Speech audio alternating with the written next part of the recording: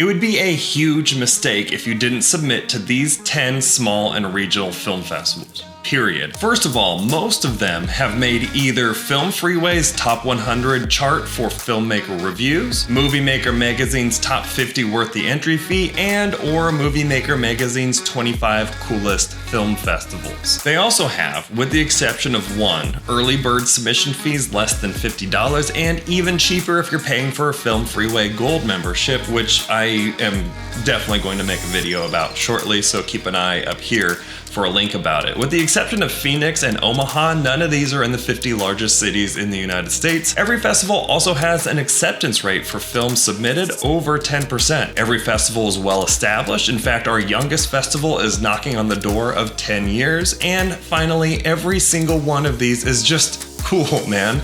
Cool experiences, cool people, cool locations. They're all events you would be jazzed to attend, let alone be accepted into with your project. And that's the nitty gritty. Let's get into the list. Number 10 on our small film festivals you have to submit to list is Omaha Film Festival. This film festival has an 11% acceptance rate on film submissions. It's top 100 on Film Freeway, and it was ranked top 50 worth the entry fee in Movie Maker Magazine in both 2019 and 2020. They have cash prizes along with filmmaking equipment and software giveaways in 9 juried categories and 3 audience choice prizes. On top of all that, the list of prominent talent featured in the past is incredible. Danny Trejo, Ed Harris, Jesse Eisenberg, Toni Collette, Damian Lewis, Dev Patel, Armie Hammer. Guard your limbs if you go in Armie Hammer's there. John Lithgow, Shia LaBeouf, Stellan Skarsgård, Rosamund Pike, John Hamm, Tom Holland, Robert Pattinson, Sienna Miller, Kristen Stewart, Shirley MacLaine, Amanda Seyfried, Anne Hesh, John C. Reilly, Colin Farrell, Rachel Weisz. I mean, what else could you possibly need from a talent perspective? The only thing that's missing is Meryl. Wait, did I read Meryl? I think Meryl Streep was on there. I'm speechless. Number 9, Phoenix. The Phoenix Film Festival brings in about 20,000 attendees every year and is coming up on a quarter of a century of service. That's right, a film festival that can drink and rent a car. Hopefully not at the same time. They're top 100 on Film Freeway and are the largest film festival on this list by total audience size. They run 11 days in March or early April every year, and they have hit both the Movie Maker Magazine 25 coolest and the 50 worth the entry fee lists. With a 12% acceptance rate, they have a special award they give to a number of categories called the Copper Wing Awards. 8th on the list is the Salem Film Festival in Salem, Massachusetts. They bring in about 5,000 attendees every year and accept 13% of the films submitted to them. They take over 5 area venues, one of them the gorgeous Cabot Theater, which first opened in 1920. The festival is very filmmaker focused, offering free lodging and travel assistance to featured filmmakers along with honorariums to every feature film they host. They're well connected within the community too, colluding with over 100, actually it was 122 in 2022. Area sponsors, grantors, industry collaborators, and community partners. Number 7 is actually the smallest and youngest film festival on this list. It's just a few months shy of its 8th year and is the Indigo Moon Film Fest in Fayetteville, North Carolina. It has an annual attendance barely under 1,000 and accepts just under 14% of the films submitted to it. Much like Salem, it still boasts 5 separate venues, including the Epic Cameo Art House Theater. They have juried and audience awards for Best Documentary Feature, Documentary Short, Narrative Feature and Short, Student Film, Animation, First Time Filmmaker, and special awards for standout films. Number 6 takes us back to Arizona, this time to Tucson instead of Phoenix. The Arizona International Film Festival is our point of interest this time. It's cracked its 30s, making it the longest running film festival on this list. We're getting into huge acceptance rates now, with Arizona International accepting over 16% of the films submitted to it. They're top 100 on Film Freeway and have screened well over 3,500 films since being founded. Annual attendance is around 5,000, hosted across 3 really cool, unique venues like Hotel Congress, the MSA Annex, and the Screening Room. If you're looking for a fair weather festival, Tucson's average year-round temperature is in the 80s, with 350 days of sun each year, which is just nuts to me because I grew up in Seattle. It's almost like 350 days of rain a year.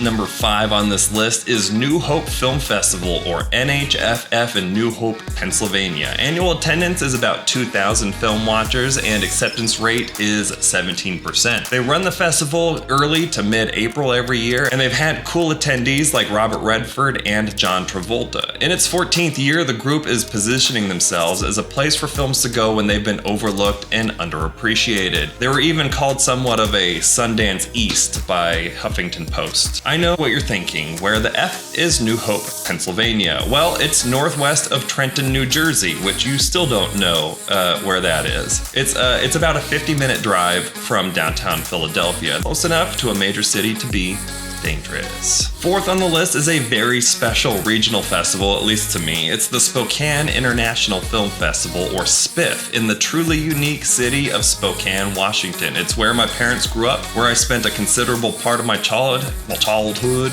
and where I went to college. For some of those who haven't heard of it, Spokane is the 2nd largest city in the state of Washington, though they'll be the first to tell you that they are better.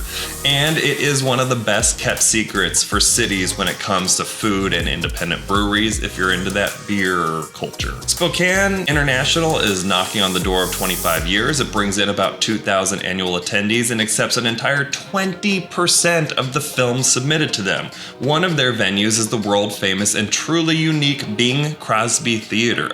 I guess I forgot to mention, Bing Crosby grew up in Spokane. That's one of their claims to fame. It's beginning to look a lot like film festivals, except this film festival's in February. Capital City Film Festival in Lansing, Michigan. The first festival on this list to accept at least a quarter of submitted films. This fest takes over 3 area venues in early to mid-April each year and typically runs for 10 days.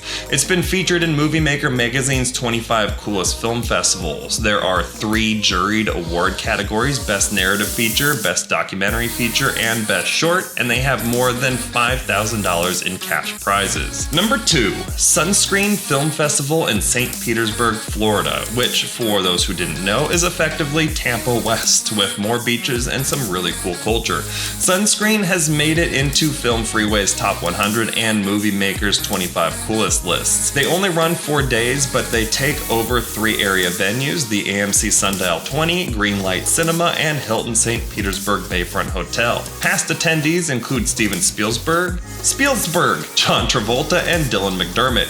The juried awards here are handed out to 15 categories, ranging from shorts and local shorts to international features and documentaries. Y'all ready for number 1? With a downright mind-boggling 30% acceptance rate for submitted films, we're headed to the other side of Florida for the Orlando Film Festival. It's a bigger one relative to this list too, with 12,000 annual attendees.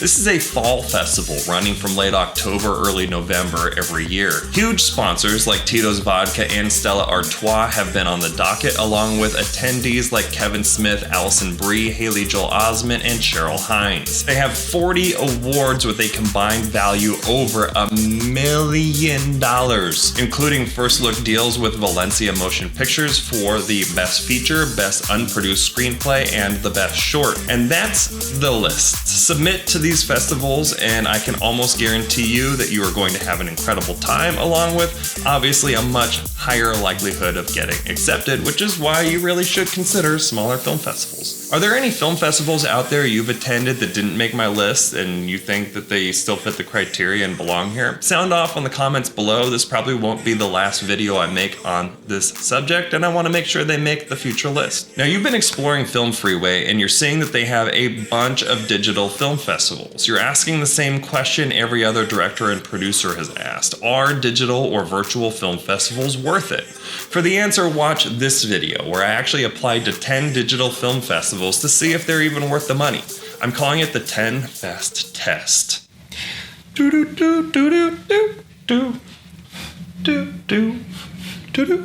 case you're curious what it's like to record in a New York City apartment when they're doing construction next door, this is it.